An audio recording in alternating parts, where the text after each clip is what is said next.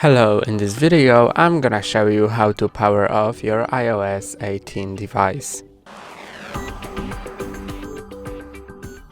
To power off your iOS 18 device, you'll need to press and hold on two buttons at once, because just pressing on this button, power button, will activate Siri.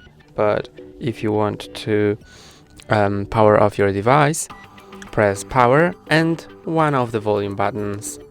It doesn't matter which one, both will work, so I'm gonna choose the bottom one and the power button.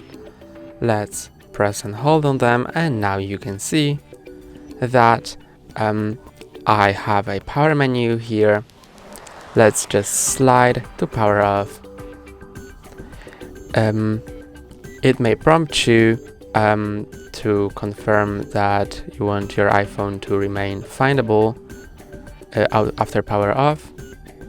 And now your phone is being powered off. And that's all for today. Don't forget to like and subscribe. See you next time.